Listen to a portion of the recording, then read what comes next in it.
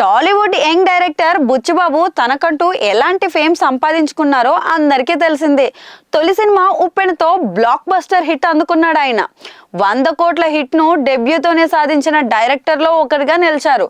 దీంతో తెలుగు సినీ ఇండస్ట్రీకి మరో సరైన డైరెక్టర్ దొరికాడని సినీ ప్రియులు, ఆడియన్స్ అంతా అభిప్రాయపడుతున్నారు. ఉప్పెన తర్వాత Buchi Babu young tiger junior NTR తో వర్క్ చేస్తారని జోరుగా అయితే ప్రసారం సాగుతోంది. ఏమైందో తెలియదు కానీ ఆ కాంబో అయితే సెట్ కాలేదు. ఆ తర్వాత స్టార్ హీరో రామ్ చరణ్ తో సినిమా అనౌన్స్ చేసిన విషయం అయితే తెలిసిందే. రీసెంట్ గా మైసూర్లో RC-16 షూటింగ్ లో కూడా స్టార్ట్ అయింది. ప్రస్తుతం శరవేగంగా చిత్రీకరణ అయితే జరుగుతోంది. ఉత్తరాంధ్ర బ్యాక్ డ్రాప్ తో మూవీ రూపొందుతున్నట్లయితే వార్తలు వస్తున్నా ఎలాంటి క్లారిటీ అయితే మాత్రం లేదు. కాస్టింగ్ ని చూస్తుంటే సినిమా భారీగా ఉండనున్నట్లయితే క్లియర్ గా అర్థమవుతుంది. దీంతో అంతా సినిమా కోసం బాగా వెయిట్ చేస్తున్నారు. వచ్చే ఏడాది మూవీ రిలీజ్ కానున్నట్లయితే ఒక ఇన్ఫర్మేషన్ అయితే ఉంది. అది పక్కన పెడితే బుచ్చిబాబు సుకుమార్ శిష్యుడు అన్న విషయం అయితే మనందరికీ తెలుసు.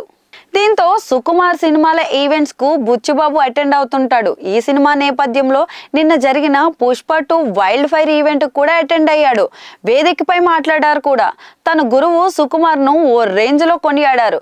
పుష్ప ఒక బ్రాండ్ అని, దానికి పబ్లిసిటీ అవసరం లేదని అన్నారు.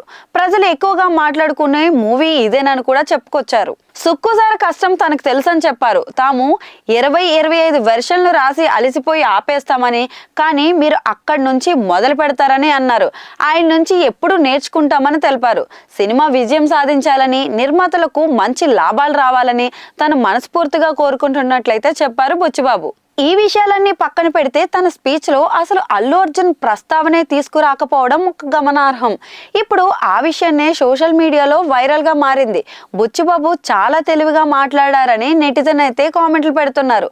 ఆయన కావాలనే బన్నీ పేరును ప్రస్తావించకపోయి ఉంటాడని కొందరు మెగా ఫ్యాన్స్ అయితే అంటున్నారు. అయితే అది నిజమని చెప్పలేమని మరికొందరు చెప్తున్నారు. బుచ్చిబాబు ఎప్పుడు స్టేజ్ పై తక్కువగానే మాట్లాడతారని గుర్తు చేస్తున్నారు. దీనికి తోడు ఈవెంట్ టైం కూడా బాగా లేట్ అయింది. అందుకే అల్లు అర్జున్ టాపిక్ ను రైజ్ చేయకుండా గురువు కోసమే మాట్లాడి ఉంటారని కొందరు చెప్పుకొచ్చారు.